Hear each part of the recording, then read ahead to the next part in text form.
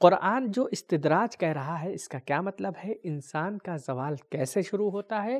اور اللہ جب کسی بندے کے لیے نیکی کا ارادہ کرتا ہے تو کیا کرتا ہے؟ جاننے کی کوشش کریں گے آج کے ایپیسوڈ میں۔ ناظرین کرام، السلام علیکم۔ تفسیر نور کے اس قرآنی سفر میں آپ تمام قرآنی دوستوں کو پھر سے خوش آمدید عرض کرتے ہیں۔ آج ہم سورہ مبارکہ اعراف کی مزید 3 آیتوں کی تفسیر کے ساتھ حاضر ہوئے ہیں، تو چلیے چلتے ہیں آج کی پہلی آیت کی تفسیر کو جاننے کے لیے اس کے تلاوت اور ترجمے کو سنتے ہیں۔ كتاب أنزلناه إليك مبارك ليدبروا آياته وليتذكر أولو الألباب بسم الله الرحمن الرحيم وممن خلقنا أمة يهدون بالحق وبه يعدلون۔ ہماری مخلوق میں سے ایک گروہ ایسا بھی ہے جو حق کے مطابق ہدایت کرتا ہے اور اسی کے مطابق لوگوں کا فیصلہ کرتا ہے۔ تو یہ تھی آیہ کریمہ کی تلاوت اور اس کا ترجمہ۔ بڑھتے ہیں آیہ کریمہ میں پائے جانے والے ایک خاص نکتے کی جانب۔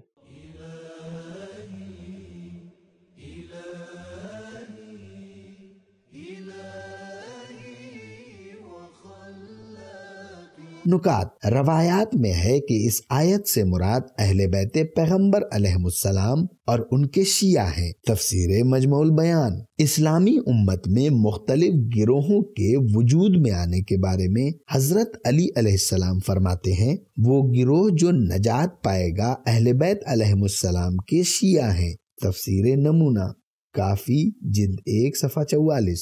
تو ناظرین، یہ تھا آیہ کریمہ کا خاص نقطہ۔ بڑھتے ہیں آیہ کریمہ میں ذکر ہوئے پیغامات کی طرف۔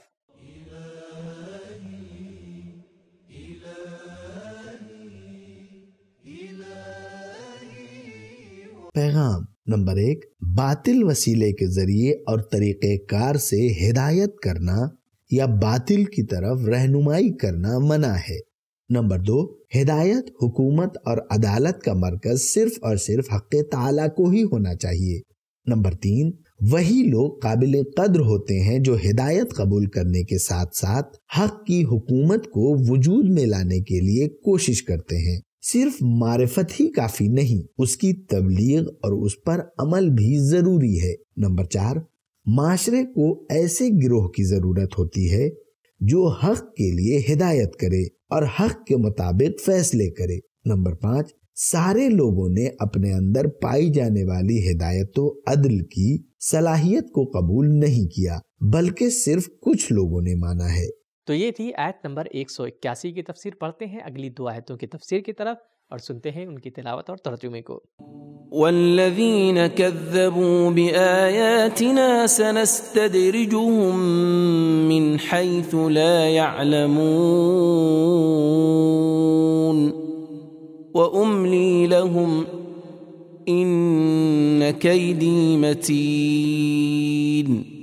اور جن لوگوں نے ہماری آیتوں یعنی نشانیوں کو جھٹلایا، ہم انہیں بتدریج یعنی آہستہ آہستہ ان کے انجام بد کی طرف لے جائیں گے کہ انہیں اس کی خبر تک نہ ہوگی، اور میں انہیں مہلت دیتا ہوں تاکہ ان کے ظلم کا پیمانہ پوری طرح لبریز ہو جائے۔ یقیناً میری تدبیر تو محکم اور مستحکم ہوتی ہی ہے اور کسی کو بھی اس سے فرار ہونے کی طاقت نہیں۔ تو یہ تھی ان 2 آیتوں کی تلاوت اور ان کا ترجمہ۔ بڑھتے ہیں ان 2 آیتوں میں پائے جانے والے نکات کی جانب۔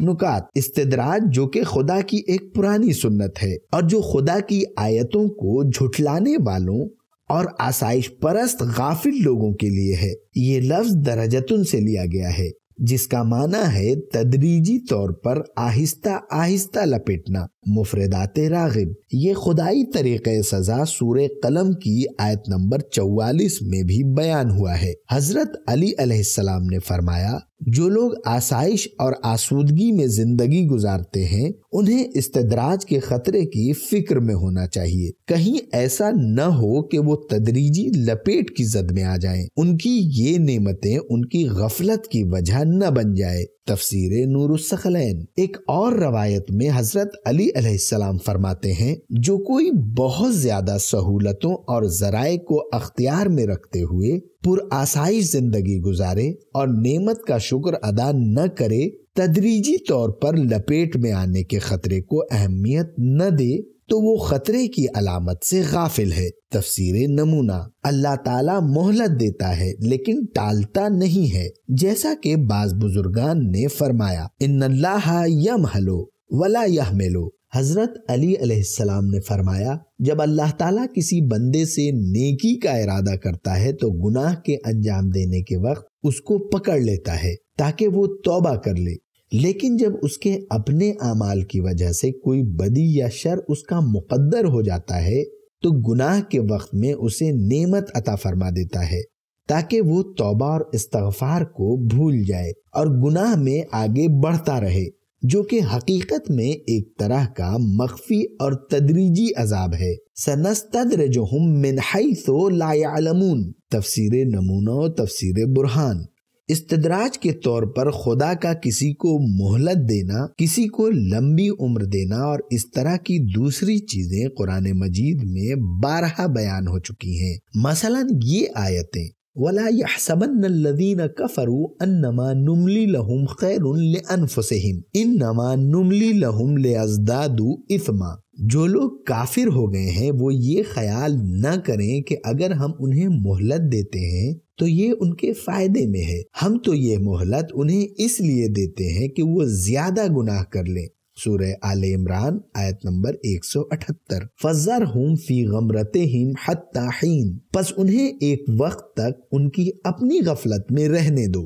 سورہ مومنون آیت نمبر 54۔ اس کے علاوہ سورہ آل عمران کی آیت نمبر 196، سورہ انعام کی آیت نمبر 44، سورہ توبہ کی آیت نمبر 55 اور سورہ مومنون کی آیت 55 اور 56 میں بھی یہی موضوع ملاحظہ کیا جا سکتا ہے۔ بعض اوقات پروردگار عالم کی نعمتیں، گناہوں سے پردہ پوشی اور لوگوں کی طرف سے تعریف، یہ سب کچھ انسان کے لیے مغرور ہونے کا ذریعہ بن جاتے ہیں۔ وہ مگن ہو جاتا ہے اور پھر تدریجی طور پر خدا کے چنگل میں آ جاتا ہے۔ تفسیر نمونہ۔ حضرت علی علیہ السلام نے فرمایا، تحریف کرنے والے، بہانہ بنانے والے اور اپنے تمام شب و روز طاغوت کی اطاعت میں گزارنے والے قانون استدراج میں شامل ہیں۔ تفسیر نور الثقلین۔ امام جعفر صادق علیہ السلام فرماتے ہیں، خداوند اپنے دوستوں کو سختیوں اور تلخیوں کے ذریعے خبردار کرتا ہے اور نااہل افراد کو آسائش اور سہولت میں مگن رہنے دیتا ہے۔ تفسیر نمونہ۔ امام علیہ السلام سے سوال پوچھا گیا کہ کس طرح سمجھیں کہ ہمارے اختیار میں جو نعمتیں ہیں وہ استدراج ہیں یا نہیں۔ امام علیہ السلام نے جواب میں فرمایا، اگر نعمت کا شکر بجا لاتے ہو تو پریشان نہ ہو، استدراج نہیں ہے۔ اصول کافی جلد 2 باب استدراج۔ تو ناظرین، ہم نے ان 2 آیتوں کے نکات کو جان لیا ہے۔ اب جاننے کی کوشش کریں گے کہ مفسر نے اس کے ذیل میں کیا پیغامات ذکر کیے ہیں۔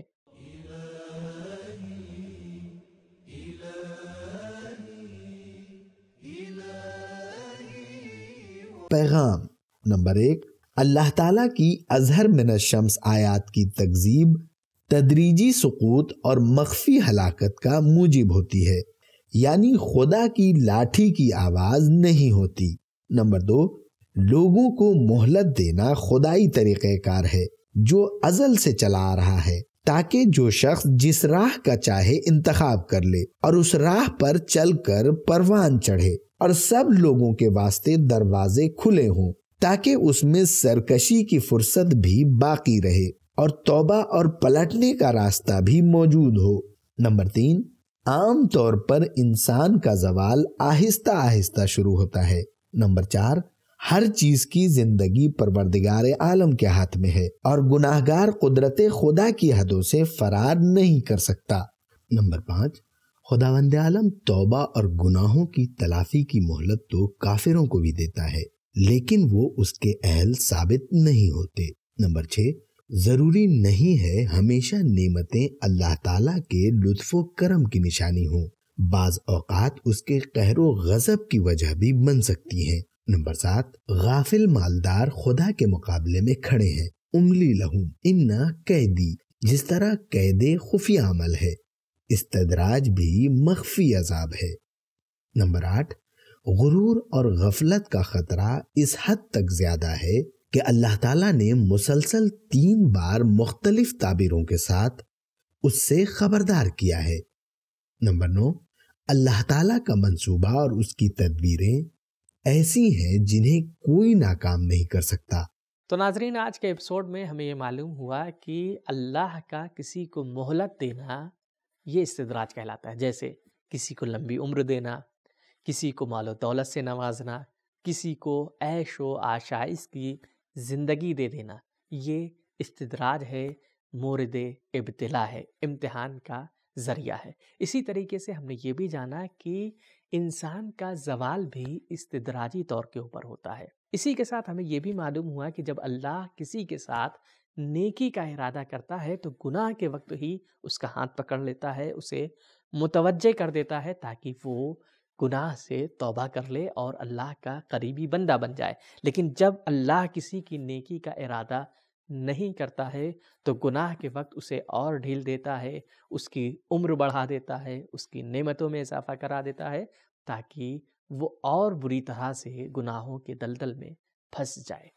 تو اس رمضان سبیل قرآن کے ساتھ قرآن پڑھیں بھی، قرآن سمجھیں بھی۔ ملتے ہیں اگلے ایپیسوڈ میں، تب تک کے لیے شکریہ، خدا حافظ۔ سبیل قرآن، قرآنی سماج کی پہچان۔